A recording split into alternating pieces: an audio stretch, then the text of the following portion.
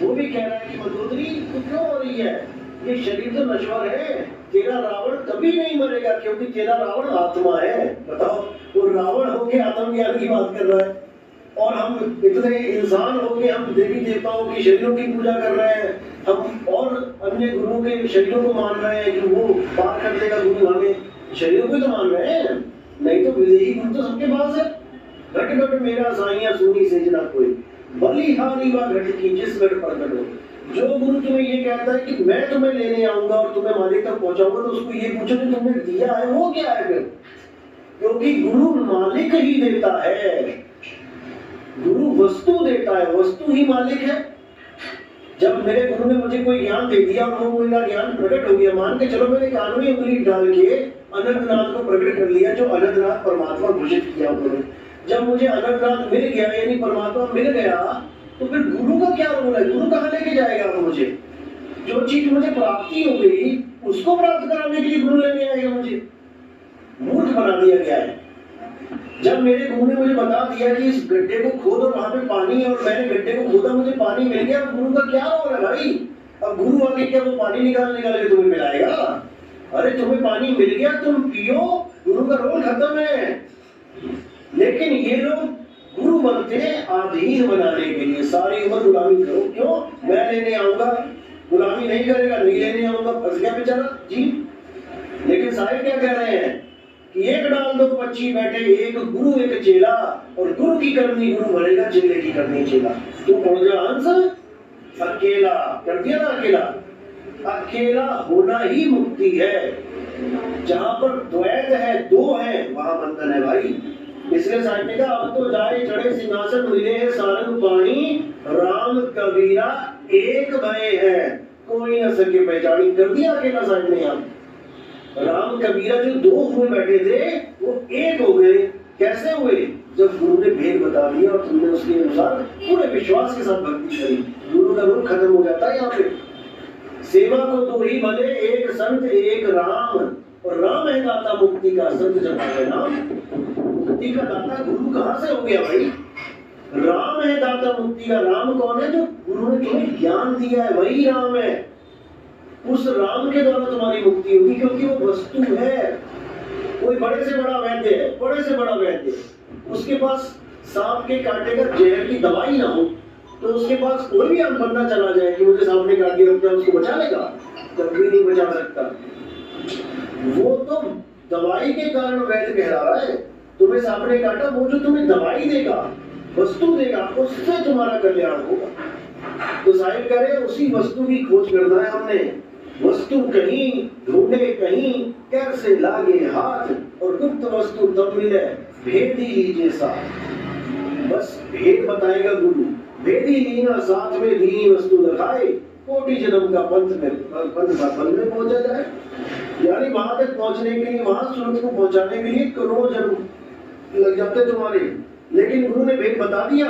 अब सूरत चल रही है विहंगम चाल से, अब सीधा निशाना लगा रही है, निशाना कोई मारे संत सुजान। अब यहाँ पे निशाने की बात है, क्यों, यानी तुमने अपनी सूरत को सीधा शब्द गुरु में लीन करना है। बीच में कोई मीडिएटर नहीं आएगा, कोई चक्कर नहीं आएगा, कोई रूहानी मंडल नहीं आएंगे कि 5 रूहानी मंडल के पार हमारा परमात्मा बैठा है, ऐसा कुछ नहीं है। परमात्मा रूहानी मंडलों के पार नहीं बैठा है, परमात्मा मेरे अंदर बैठा है। आत्म में राम, राम में आत्म, चीनस गुरुओं के विचार। क्या मेरी आत्मा 5 रूहानी मंडलों के पार बैठी है? नहीं, मेरी आत्मा मेरे अंदर, मैं ही हूँ आत्मा। अब उसी आत्मा में राम छुपा हुआ है। जो तिलमाही तेल है, जो चकमक में आग, और तेरा साई तुझ में है। जाग सके तो जाग, जब मेरा साई मुझ में है तो फिर वो सतलोक में कौन बैठा है, अलग लोग अनामी लोग में कौन बैठा है? पूरी दुनिया को बेवकूफ बना दिया गुरुआ लोगों ने। इसलिए गुरु गरीबदास जी ने बोला, गुरुआ काम बिगाड़ा संतो, गुरुआ काम बिगाड़ा। यानी हम लोग कह रहे हैं कि गुरु के बिना मुक्ति नहीं है, वो कह रहे हैं गुरुआ लोगों ने बर्बाद कर दी दुनिया सारी, गलत ज्ञान देके। देखो ज्ञान देना अच्छी बात है, लेकिन जो तुम्हें गलत ज्ञान दे जाए वो तुम्हारे बंधने का कारण बन जाता है। तो इसीलिए कबीर साहब भी कह रहे हैं कि गुरु जरूर करो, लेकिन उसको करो जो तुम्हारे सारे संशय, तुम्हारे भ्रम तोड़ दे। गुरु गुरु में भेद है, गुरु गुरु में भाव, सोई गुरु नित बंदी शब्द बतावे दाव, जो शब्द रूपी दाव तुम्हें सिखा दे, ना कि अपने अधीन करे कि मैं तुम्हें बचाऊंगा, कि मैं तुम्हें पार करूंगा। कोई गुरु पार नहीं कर सकता भैया, तो खुद पार हो जाए, यही बहुत बड़ी बात। क्यों तुम्हें आस लगा देंगे मैं तुम्हें लेने आऊंगा, अरे तुम्हें तो लेने आया नहीं तुम्हारा गुरु जिसने गद्दी पे बैठा है। तुम तो अभी जीवित हो यहाँ पे, तुमने तो गारंटी ली नहीं अभी तुम्हारे गुरु ने गारंटी नहीं पूरी करी, जो उसने वादा किया था मैं लेने आऊंगा। जिस दिन तुम्हें लेने आएगा उस दिन तुम कहना मैं तुम्हें लेने आऊंगा। तुम तो यहाँ बैठे हो, तुम्हें तो लेने आया नहीं। गद्दी पे बैठने का मतलब ये नहीं कि तुम परमात्मा हो गए, ऐसा बिल्कुल नहीं है। सारे गुरु गद्दी पे बैठे हैं, सारे परमात्मा हो गए फिर तो कह रहे गुरु मेरे सभी बड़े, अपनी अपनी और शब्द विवेकी पारखी सो माथे कम। कि गुरु मेरे सभी बड़े, ठीक है कोई गद्दी पे बैठा है, कोई गद्दी पे नहीं बैठा है, कोई गांव में बैठा है, कोई शहर में बैठा है, कोई विदेशों में बैठा है, सब अपनी अपनी जगह ठीक है, जितना ज्ञान दे रहे हैं उतना ठीक है। लेकिन शब्द विवेकी पारखी हमने क्या करना है, हमने शब्द विवेकी पारखी गुरु ढूंढना। जो शब्द पे विवेक करे, शब्द पे विवेक करे मतलब वो शब्द है क्या, उस पे विवेक करे, ना कि अंधी भीड़ की तरह चल पड़े। जो उसके गुरु ने दिया वही तुम्हें दे दे। अरे भाई जो गुरु ने दिया उस पर परख तो करो। बिना परखे बड़े बड़े पंथ चल गए और वो खरबों लोग जुड़ गए, लेकिन विवेक की आंख फूट गई। तो कहते हैं फूटी आंख विवेक की और लखे न संत असंत, जिसके संग 10-20 है वहां को नाम महंत। जिसके साथ थोड़ी सी जनता इकट्ठी हो जाती है वो गुरु महान बन जाता है। कई लोग ऐसे पूछते हैं आपका गुरु कौन है, मैं जैसे हम कोई नाम होता है कि फेमस नहीं है वो इतने। अरे भैया फेमस गुरु चाहिए क्या हमें फेमस गुरु पार करेगा, ऐसा नहीं होता। इसी को बोला है कि फूटी आंख विवेक की। उसने ये नहीं पूछा कि तुम्हारे गुरु का ज्ञान क्या है, वो ये पूछ रहा है कि कितने चेले हैं तुम्हारे गुरु के। तो कह रहे जाके सब 10-20 है, वो आका नाम है, वो गुरु बन के बैठे हुए हैं, जिसके बाद लाखों के चेले हैं। भले वहां पे कुछ ज्ञान ना मिल रहा हो, भ्रमित किया जा रहा हो, लेकिन भीड़ देख के जनता चल पड़ती है साथ में। तो शब्द विवेकी पारखी की बात हुई, तो शब्द के ऊपर विचार करना है कि शब्द है क्या। जितने भी गुरु शब्द दे रहे हैं ये शब्द ही दे रहे हैं, लेकिन कौन सा शब्द दे रहे हैं, कौन से शब्द से मेरी मुक्ति होगी। तो साहिब इस पर पूरा विचार कर रहे हैं, पूरा विवेक दे रहे हैं तुम्हें कि दुनिया में इतने शब्द हैं, लेकिन तुम परख करके उस सार शब्द को निकाल लो।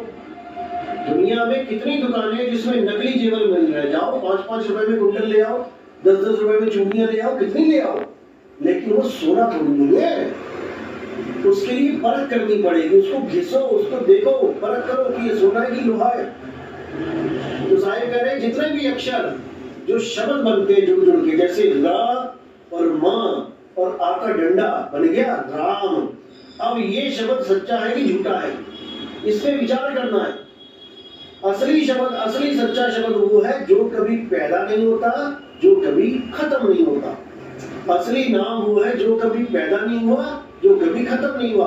अब राम पैदा हुआ कि नहीं हुआ, पहले तो मैंने मुंह बंद कर रखा है, तो राम नाम है ही नहीं मुंह में। अब मैंने बोला शुरू किया रा, जैसे मैंने रा बोला ये पैदा हो रहा है, राम खत्म हो गया। अब दोबारा बोलना पड़ेगा राम राम राम, ये नकली नाम है। अब मैंने बोला कबीर, कबीर खत्म हो गया, नकली नाम है। मैंने बोला वाहे गुरु, खत्म हो गया, नकली नाम है। जो नाम शुरू होता है और जो खत्म हो जाता है वो नाम नकली नाम है, वो असत नाम है। लेकिन हमें को क्या चाहिए, सतनाम। सतनाम का मतलब है जो कभी पैदा नहीं हुआ, जो कभी खत्म नहीं हुआ। और वो सतनाम क्या है उसके बारे में साहिब कहते हैं कि विचार करो क्या है सतनाम। अब क्या है, ये हो गए जाप, राम, अल्लाह, वाहेगुरु, कबीर, सत्साई, कुछ भी, ये जितने भी जाप है ये सब 52 अक्षर करते हैं। तो साहिब कह रहे 52 अक्षर जीव आधारा, आदि अक्षर जीभा से न्यारा, वाही को सद सिमरण कहिए, सिमर सिमर दर पार। 52 अक्षर जीव आधारा है। अगर तुम्हारे गुरु है और उसकी जीभ कट गई बाय चांस, अब वो क्या नाम देगा तुम्हें, वो कुछ अक्षर नहीं बोल पाएगा। या कोई बहरा है जिसको कुछ सुनाई नहीं देता, वो गुरु धारण करने जाए, वो क्या देगा राम राम राम, उसको क्या देगा अल्लाह अल्लाह वाहेगुरु वाहेगुरु कबीर, वो तो सुन नहीं सकता। तो उसके लिए सारे अक्षर जीरो हैं। इसलिए साहब ने कहा मुंह को कहाँ ढूंढे रे बंदे, मैं तो तेरे पास में, ना मैं जप में ना मैं तप में, ना एकांत निवास में, ना तो मैं जप में हूँ ना मैं तप में हूँ। क्योंकि जप करने वाले जपी कहलाते हैं, तप करने वाले तपी कहलाते हैं। जपी तपी सन्यासी रिद्ध सिद्ध जितने भी हैं ये सब सतनाम नहीं जानते। ये क्या जानते हैं? जब तप पूजा पाठ लेकिन साहिब क्या कह रहे हैं कि ना मैं जप में ना मैं तप में। जप को तो बिल्कुल खत्म कर दिया साहिब ने।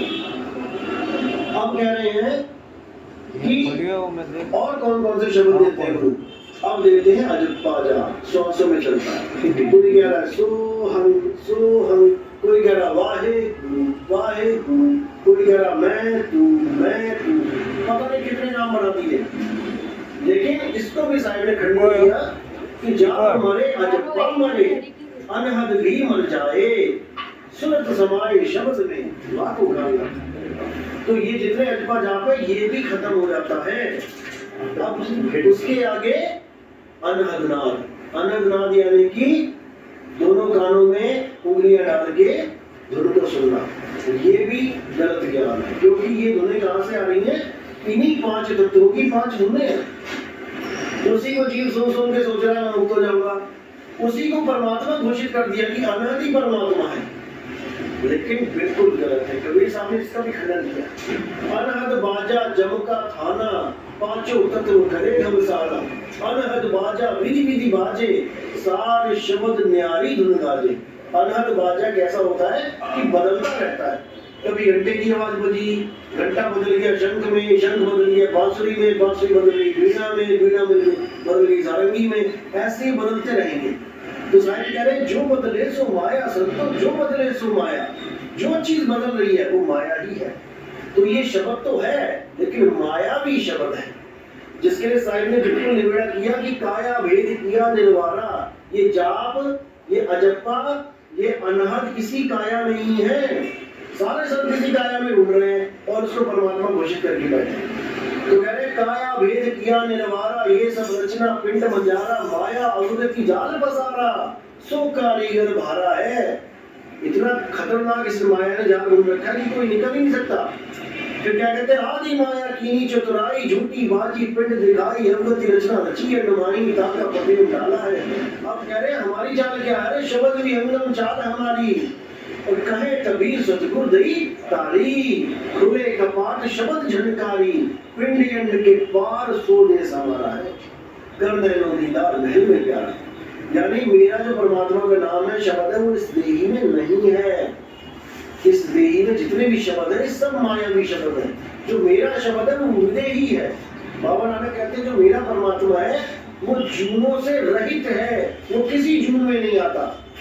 मेरा परमात्मा किसी आदमी में नहीं है, किसी औरत में नहीं है, किसी कुत्ता हाथी बिल्ली घोड़े में नहीं है। इनको कुत्ते को बांध लिया तुमने पटा लगा के कुत्ता बांध लिया, परमात्मा बांध लिया तुमने। तो अब कुत्ते को जहाँ जहाँ लेके जा रहे हो तुम परमात्मा को घसीट के लेके जा रहे हो। फिर तो अगर परमात्मा उसमें है तो भाई वो विदेही है, वो अजूनी है। अजूनी सैपंग भू प्रसाद, वो ऐसे नहीं पकड़ा जाता परमात्मा। तो उसकी महिमा गाइए कि शब्द क्या है। अरे शब्द शब्द बहुअंतरे, सार शब्द मत लीजिए। कहे कबीर जहाँ सार शब्द नहीं, दृढ़ जीवन से धिक्कार कहते हैं उस जीवन से जो इतना इंसानी चोला पाके, बुद्धि विवेक पाके भी इन शब्दों के माया जाल को नहीं तोड़ पा रहा है। 52 अक्षरों में उलझा पड़ा है, जबकि मैंने वाणी में इतना कुछ खुलासा कर रखा है। 52 अक्षर लोक तरह सब कुछ नहीं माही, ये आकर खिल जाएंगे वो आकर इनमें नहीं। इतना कुछ बता दिया लेकिन नहीं किसी के समझ में आ रहा। अक्षरों के माया जाल को कोई तोड़ नहीं पा रहा। तो साहिब करे जो नर पड़े 52 के फेरा, सो नर जानो काल के चेरा। और जब 52 का टूटे डोरा, सहज छूटे काल झकोरा। फिर नहीं आए फिर नहीं जाए, सार शब्द में रहे समाये। अब हमारा असली घर उन्होंने बता दिया क्या है। सार शब्द ही हमारा असली घर है, ना कि कोई सतलोक, अलग लोक, अगम लोक, अनामी लोक। ये हमारे घर नहीं है। क्योंकि साहिब कहते हैं लोक अलोक शब्द है भाई, और जिन जाना दिन संशय जाई। उसका संशय खत्म हो जाता है। अब उसने किसी लोक में नहीं जाना। उसको कोई गोलोक, कोई शिवलोक, कोई ब्रह्मलोक, कोई अलग लोक, अनामी लोक नहीं चाहिए। अब क्या चाहिए? शब्द चाहिए। सुरत समाए शब्द में वाको काल न खाए। शब्द ही हमारा असली घर है। सारे कभी बोले सतगुरु बंदी छोड़ कभी